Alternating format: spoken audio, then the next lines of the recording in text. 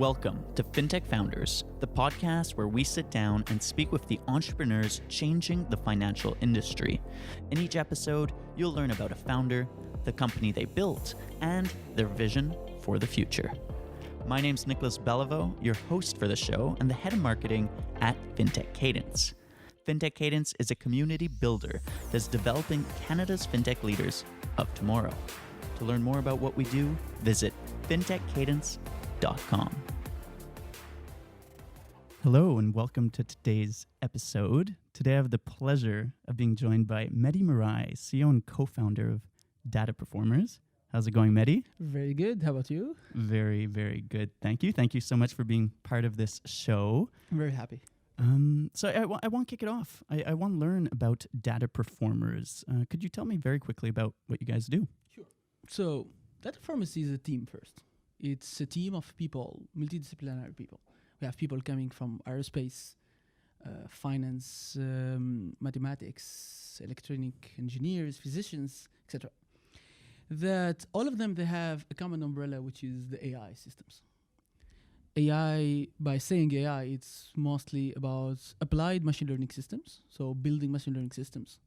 And thanks to their background, which is very diverse, they can solve multiple kind of complex problem with AI tools today. And this is basically Dataperformers. So is that like a consulting firm in a way? It's an engineering firm, let's say. It's an engineering firm that help other companies basically tackle challenges with machine learning tools. But we are shifting to the product firm also. We are announcing a product soon. Really? Yes. Okay, we'll keep that for the end of the episode. Sure. for the people listening. Could you give us some examples of projects you worked on already so we could have a bit more context about what you do? So in fintech, like the pure definition of fintech is how to bring the technology to tackle problems in the financial industry, Sure. right? So a lot of problems in financial industry are related to process automations, for example, are related to how can I gather a huge amount of data and how I'm able concretely to take decisions based on that. So imagine you have 2, 3, 4, 5, 10 million consumer that producing data every day about your service, interacting with your service, etc. Is there any way or possibility to optimize your decision, the product fit, etc., using this data? A human today is very limited because time is limited, resources are limited. So we need a way to automate like decision processes like this. And here's where the AI gets in. So in the fintech industry, let me give you some examples. So we are working with a financial investor, institutional investor, Okay. where the main objective was how to capture information about a very large portfolio of companies and how to make sure to process like the news data of thousands of companies every day and taking decisions on that. So, for example, you are investing on companies coming to Quebec and you want to make sure like this company is staying in Quebec and there is no decision of thinking to going out. So how to keep a track of all of that and how to then like basically react to getting the right decision on the spot. Hire 1,000 of analysts or use AI. Or simply using a machine learning system. So this is one of the very concrete use cases where the AI tackle like the high volume of data processing by simply automating the process of analysis. Another example that I can give related all the time to financial industries, where we are basically, if I'm a bank, for example, my main objective is to have the right understanding of the situation of my clients, right? And the only information that I have is limited to the interaction that the client have with me. So if I don't use my card or if I don't come to the branch and explain the situation or ask for, I don't know, like a mortgage, etc., we have no ideas about what's going on with the client. there's a lot of informations that could be game changer about like the situation of the company that financial institutions don't simply have. But the information exists somewhere, but they don't have a process to gather this information in a structured way and in an automatic way. So for example, I'm a company planning to expand to Japan. It's a fundamental information for my bank to know like my future perspective. Maybe I will ask for a loan, maybe I will ask for a credit line of credit, sorry. I will maybe ask for an insurance regarding like exploitation of services or products, etc. So all of this information, you can simply get it from a Facebook page. If you know how to get it from the Facebook page. Exactly. You can get it from the news, from simply the news articles, where a company X are planning to expand to Japan. But however, if you have a portfolio of 500,000 company, is there any way to collect this data and automatically like take decisions on the spot? Absolutely not. And here's where we come in. So you ask me the question, are we a consulting company? The answer is no. We are engineering company. It means, yes, we help people to tackle problems specific to them. But in the same time, we have technology assets that gather data, that process data automatically to bring them this data and then map like basically the different data that they have to a specific like KPIs they want to calculate, for example. So you build custom tools for organizations that have complex problems, and then you let them make the decision, or do you also help them use that information? And like, do you have that consulting branch for the analysis of the information being processed through your tools? So basically, yes, we help them regarding data interpretation, explainability, for example, of the machine learning results. But generally, like when it comes to business decisions, it's especially for the client to take it. Gotcha.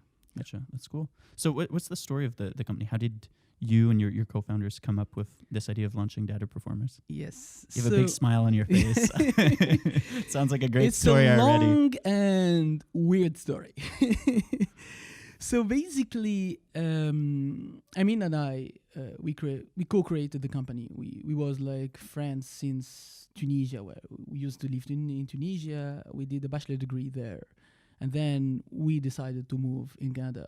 Basically, I didn't decide. It was a random decision. I end up in Montreal airport with my luggage. What? $300 in my pocket. Weird story. So we end up there. I started my master degree in UCAM. And then I started to realize a lot of interesting things happening in the data science spectrum, let's say. I met a product which is Tableau software, which is a very famous product today in business intelligence world. At the time, Tableau software, it was like, I think, less than 50 employees in Seattle. So I noticed that Tableau software is offering something beyond just a dashboard. It's a new way to explore data, to have data intelligence through visualization, which is a very new technique. So I decided to be the first provider of Tableau software in Canada. Then we realized that there's someone else doing already this in Vancouver. So we was the first Tableau software provider in Eastern Canada. There you go. Right? So we had our story. We got a great traction and a very fast failure after. So the failure could be explained simply by lack of experience, lack of track record. We was students, first time creating companies, How old were 8 you? months of let's say of business experience. So it's nothing. Wait, how old were you when this happened? At the time, it was like 23, 24. Okay. I'm not sure, honestly. So I all the time lose track about my age. Guess why? So yeah, like failure in a way that we had big trouble to get to the market, to big projects, simply because we don't have track record, and it's very understandable. Today I understand it. At the time I was just frustrated. So I started a PhD in cognitive science and cognitive computing. And I was reading a book which is On Intelligence by Jeff Hawkins. It's a neuroscience book, pure neuroscience book. But what's interesting about this book is the guy who wrote the book, he's an electronic engineer that tried to get in Berkeley University to do neuroscience, but Berkeley University said, no, but you are an electronic guy, and it's very hard for you to tackle that. And this guy, by the way, he co-founded the biggest neuroscience institute in the world. So, and this guy who is the inventor of Palm cell phones. Palm smartphones. Yeah. Okay. So it was a very inspiring book for two reasons. It was inspiring to show that the capability of a human being to get to new fields, even they are not used to it, like from electronics to neuroscience, is very different. Neuroscience it's a med school's things, right? But at the same time, Somehow. neuros is a bunch of electrons firing in your Yes, brains. And exactly. So he got this idea, and this is the second part that inspired me to get to the AI systems. Okay. So he tried to, and he suggested the framework about how the brain memory works at that time. And it was such a similar things to computer science, which is a field that I know a little bit, let's say. And then I realized that how major the AI like revolution will be. And that time it was 2014, 15? 14, Okay. I think. And basically I got like to the PhD to learn more, and then I moved to I didn't finish that PhD. I moved to another PhD because in more specifically to machine learning systems. Okay.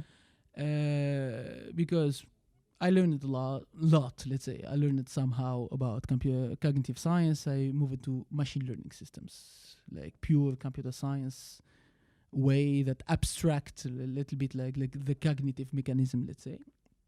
And I work in different fields in machine learning, energy management. I work in reinforcement learning, computer vision, etc.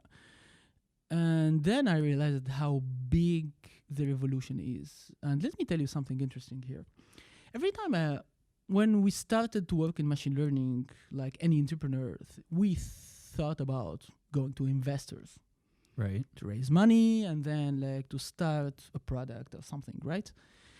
When we met investors at the time, it was very hard to explain them that AI is a multi-purpose technology.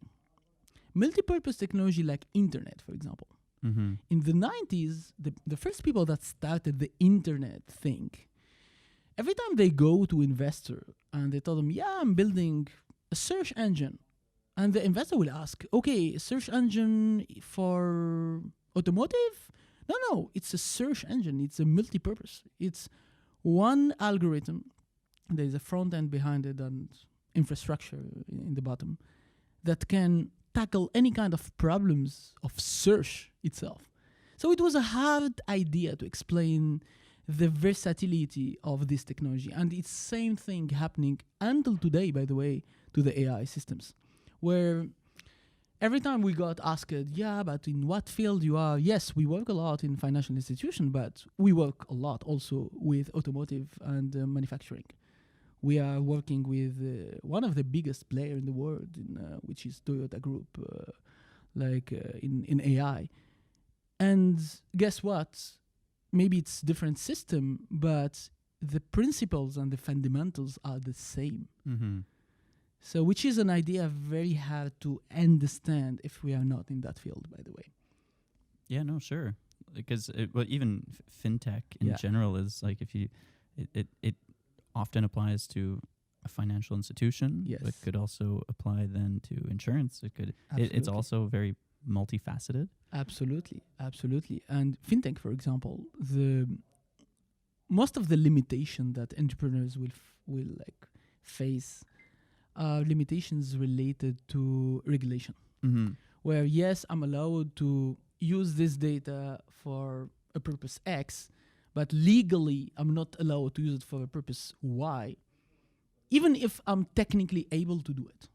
So this is, I think, shows again the friction between technology innovation, where there is a capability and the law and regulation sometimes that not able to follow like this progress, and we can see that, like for example in Mark Zuckerberg interview, like, and the question he was asked about Hotmail access to the CEO of Facebook, like, which is interesting question. So you had trouble convincing people, investors, about the reach of and the capabilities of AI, and then what was your first, I guess, milestone that you guys achieved? I guess you didn't raise funds, and you just went to bootstrap and try to find your first client. Exactly. So it wasn't a choice first. So as any entrepreneur that cannot explain this potential, so the first thing to do, and that I suggest to every entrepreneur, just do it, and prove them wrong, right? Not for purpose of adversity, but just like sometimes you need to build a case to prove something. So we did that. We literally started bootstrapping. We started with one of the small projects in California, but that we executed in Montreal. And then we signed a contract with Desjardins. Okay.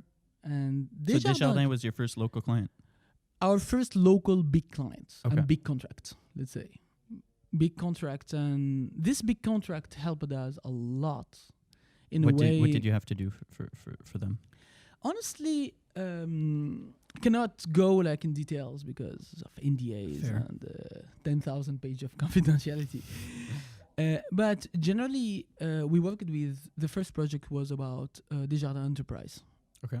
Where how to leverage the data about small, medium-sized companies and improve the service of Desjardins toward these companies. Let me give you an example, and by the way, it was one of almost a project that I suggested for Desjardins.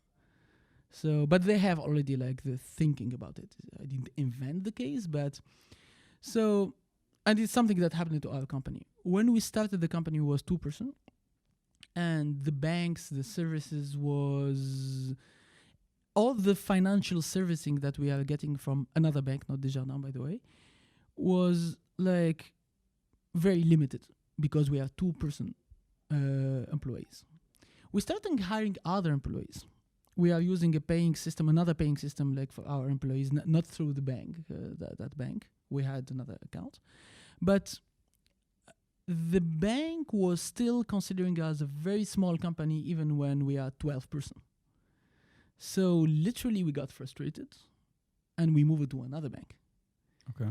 So this use case is very common in the bank industry, in the financial industry, where low and bad perception about the up-to-date state of your clients can take you to get the wrong servicing, and then the client is say, okay, I'm 12%. Like how you are, I know, freezing like a check of like $500 for a month. Like it doesn't make no sense, right? So, and this is where the importance of being up to date and how can I like having a very accurate perception and image about my client almost every day, let's say every month at least. So it was like this project that we started with Desjardins. It was a very successful project, by the way. I'm very happy with it. Thanks. The team did a great job with that. And even from Desjardins part, by the way. So this will give us the first credibility paper that you can use from any other big organization. Yeah, we already worked with a big organization.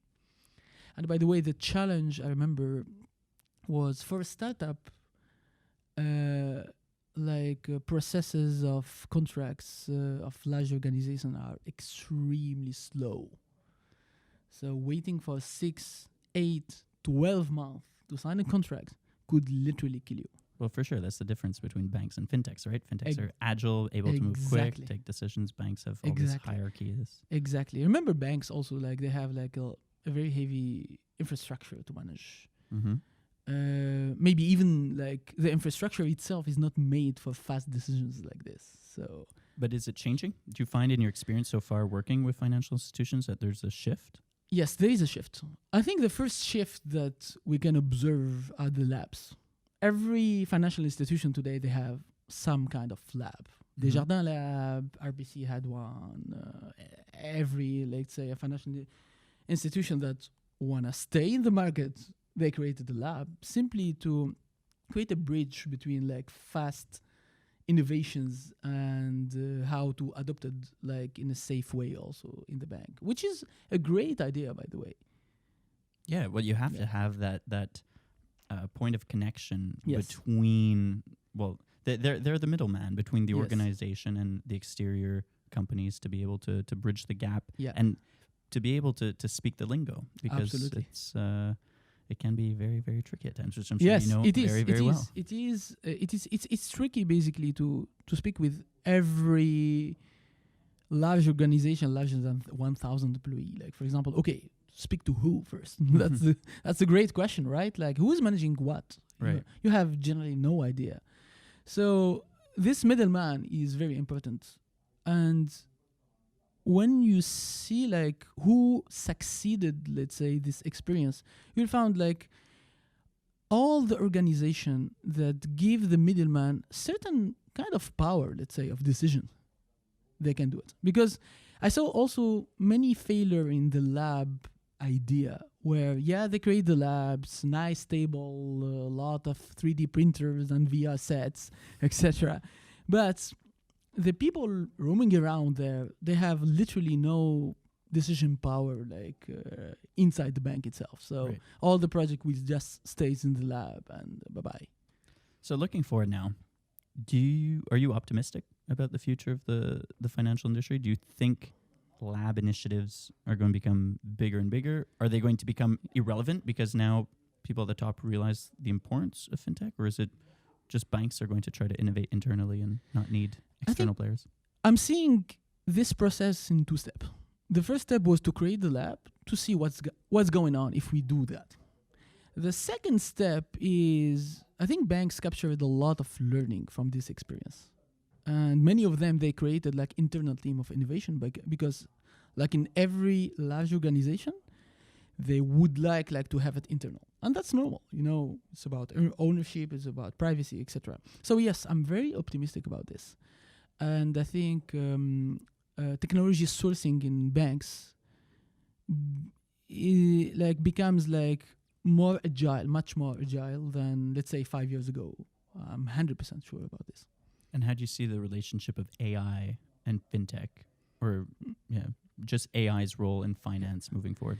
I think AI is bringing two main points. The first one is automation.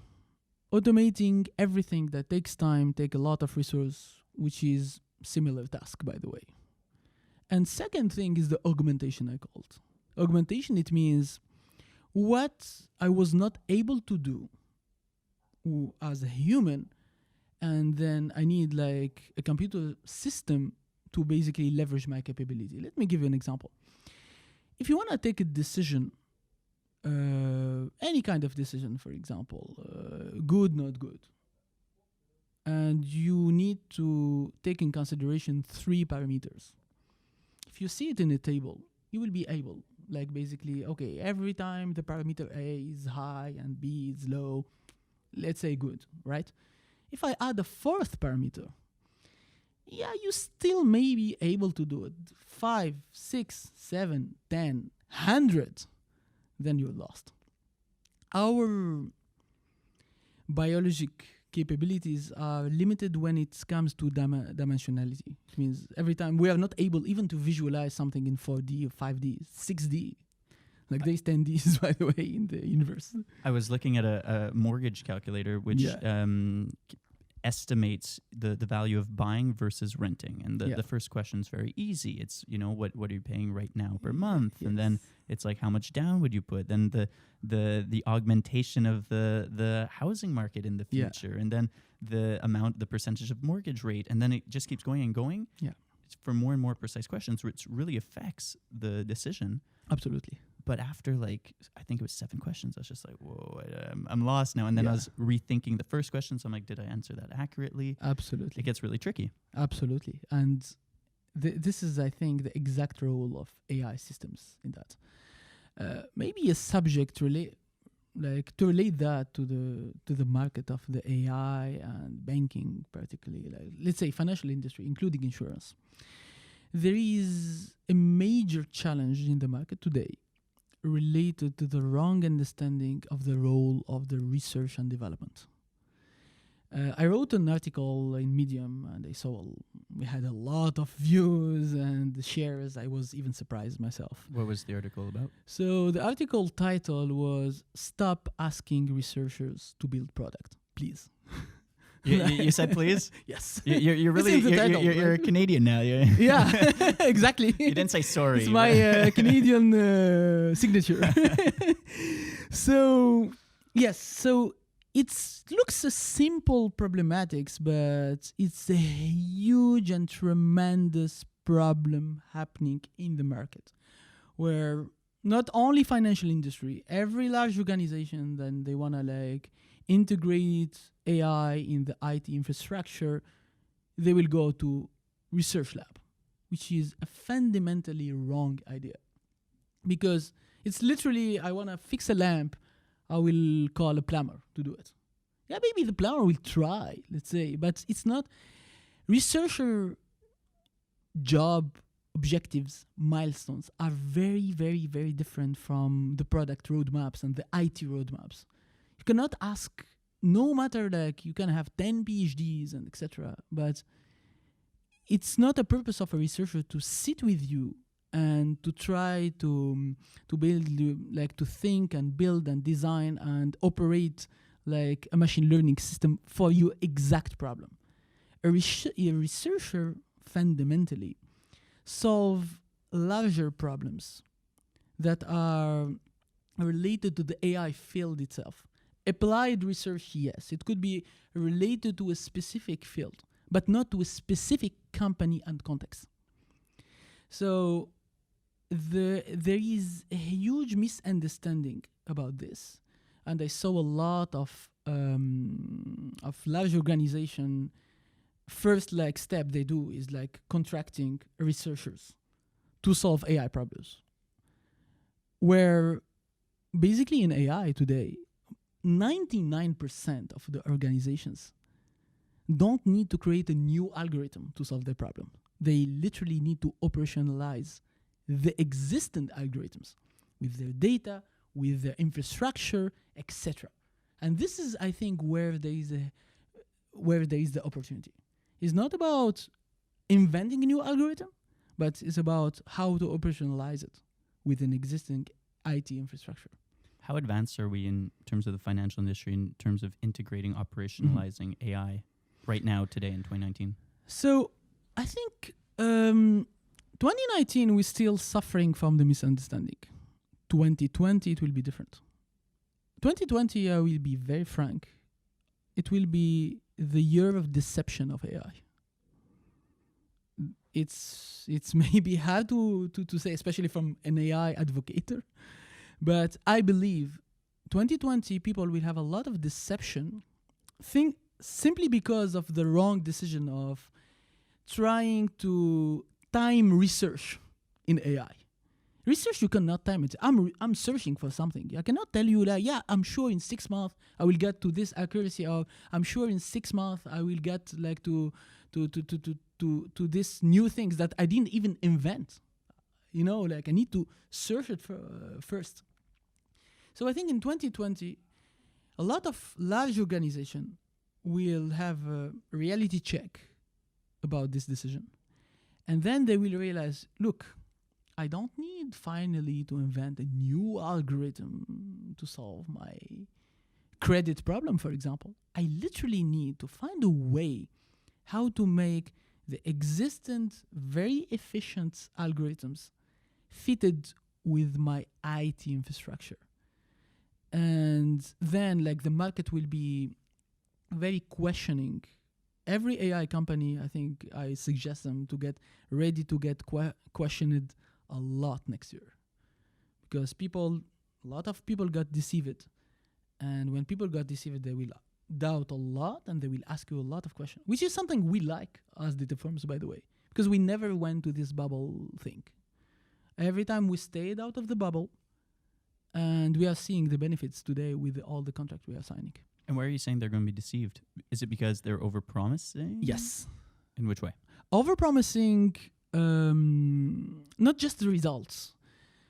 Because what happened 2018, 2017, 19, a little bit also, a lot of people they had the FOMO, fear of missing out. Sure, there's a huge hype around AI, and there still is. Exactly. Especially here in Montreal. So every C exec will go to attend an AI conference and then go back to his team. Hey, listen, we need AI. All the competitors are already on AI. So people, okay, what do we do?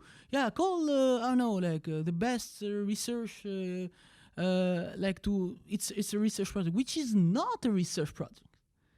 And like, again, 99% of the needs are not in a research scope. They are on the engineering scope. Because at the end of the day, AI is statistics, machine learning, and it doesn't have. I feel a lot of people overcomplicate it, and I think of like the AI of 2060. But at the end of the day, it could be something, let's say, relatively simple. You still need very smart people from a multi-background facet to be able to tackle it. Absolutely. But it doesn't have to be quote unquote rocket science. Absolutely. And we spoke a lot about deep learning, for example, something that I believe, I respect, etc. Deep learning is advanced technique in machine learning, let's say, if we compare it to the previous ones. But however, is because it's advanced and sometimes it's very hard to visualize, etc.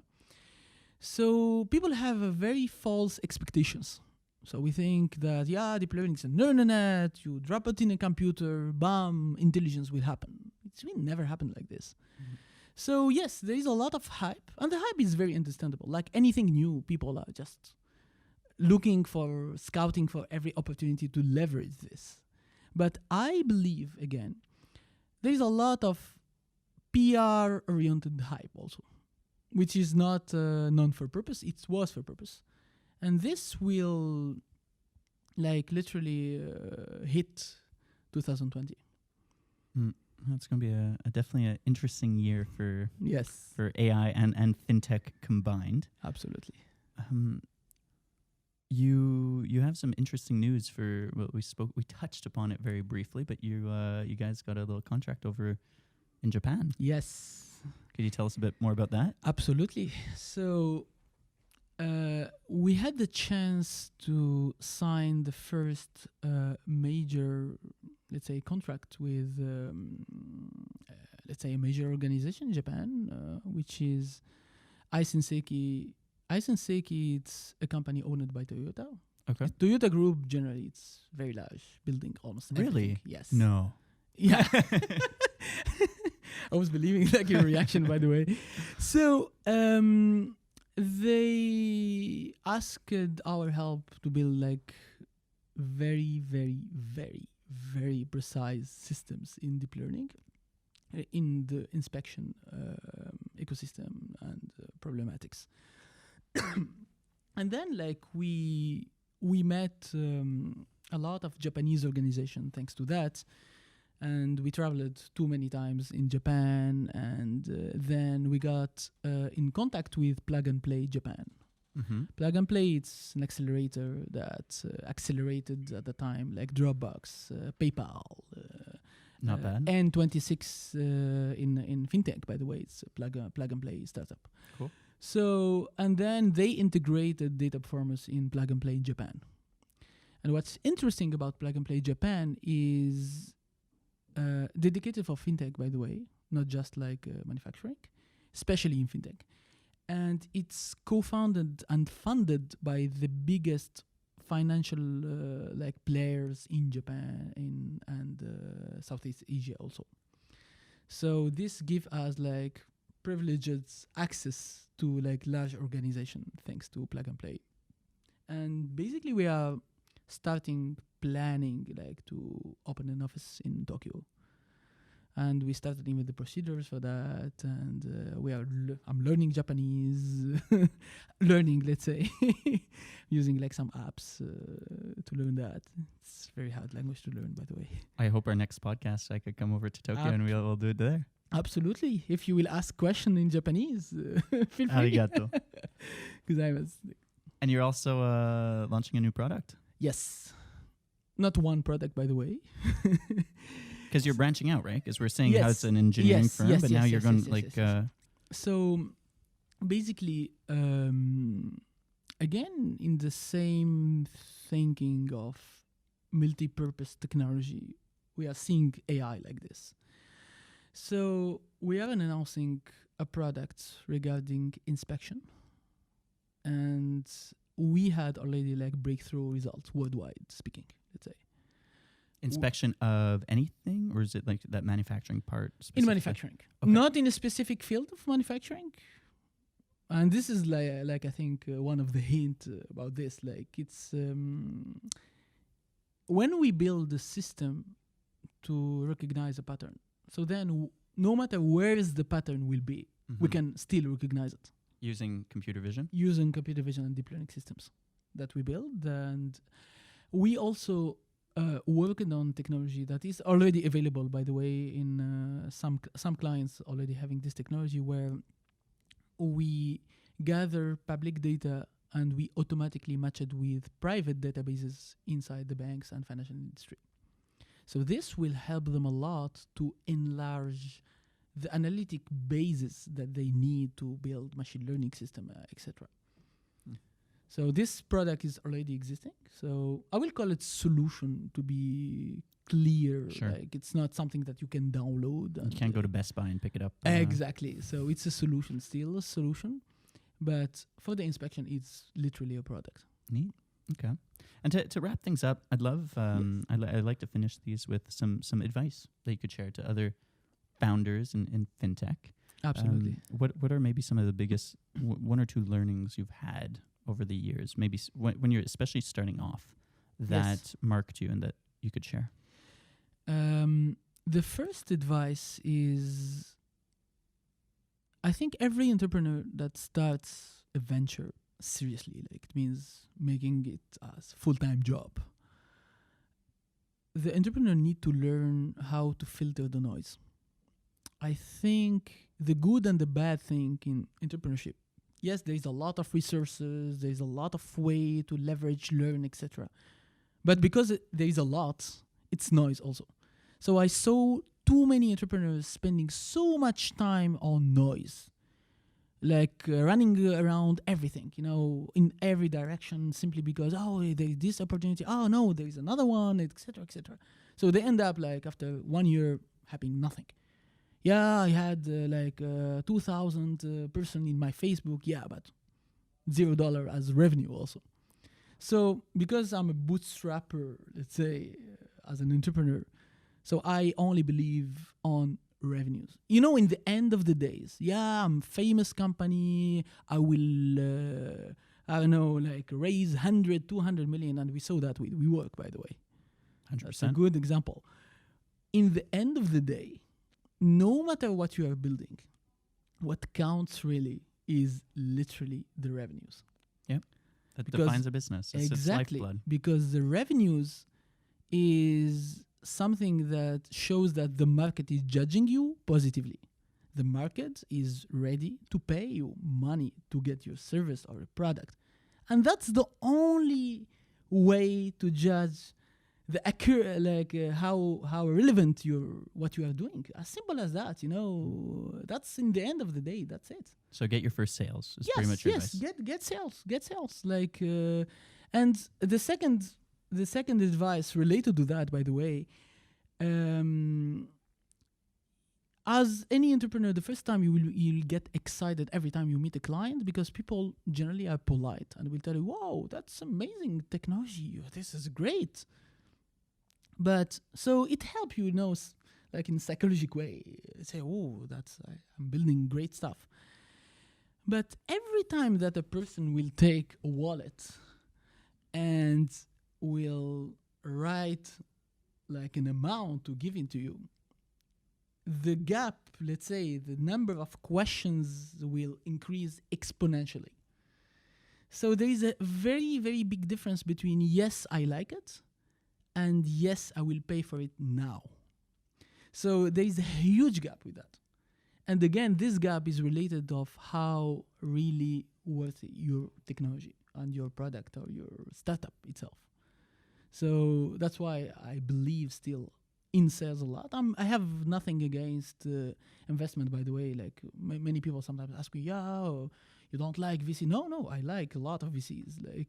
But my business model is not fit for that now. Maybe tomorrow, yes. So that's my advices. And any books you'd recommend? Oh, a lot. I think one of the books that I was in the plane, let's say listening to the books, thanks to podcast. No, I know how to call it audiobook, yeah. The book about Elon Musk, where His biography? Yes. By Ashley Vance? Yes, exactly. Great book. I generally don't like idols, and I never, since I was young, I never had idols. Like, it never happened. But what I liked about the book is not just the part of Elon Musk, but mainly the part of SpaceX.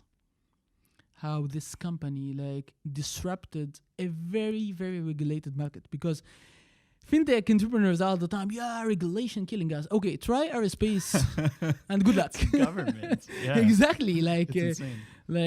In the book, contracts that government is getting to some companies was by default without even asking nobody. And then Elon Musk bring a rocket front of the Congress to convince them.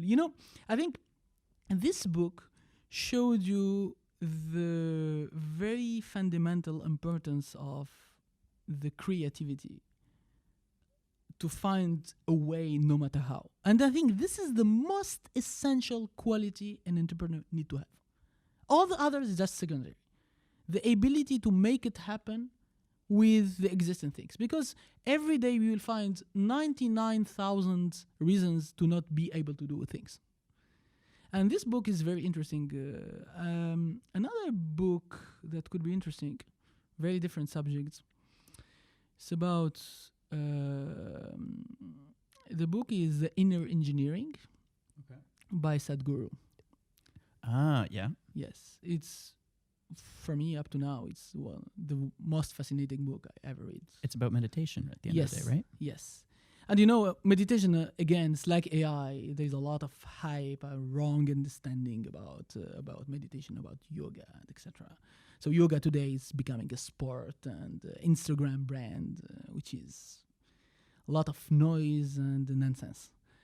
Because this book basically explain you in a very basic words, simple words, without the brouhaha of the yoga. Let's say, the wrong yoga, let's say. The very fundamental things about our capabilities, about thinking, about how to filter the noise, how to step back, which is, I think, every entrepreneur needs that. Because it's a lifestyle, extremely hectic lifestyle. A lot of doubts. You will ask a question, you will have 99 very different answers. Okay, who to follow? And this book gives you the right practice, the right technology, let's say. Interesting to learn terminology. that. Okay. Yes. Okay, very cool. Well, that's all the time we have for today. But Mehdi, thank you so much for coming pleasure. on the podcast. Thanks. Really great chat. And Thank you. I really hope we'll be able to catch up sometime soon, or even in Japan, or Absolutely. the next country you move to. Yes. Thank you so much. Thanks, everyone. Take Thanks. care. Thanks.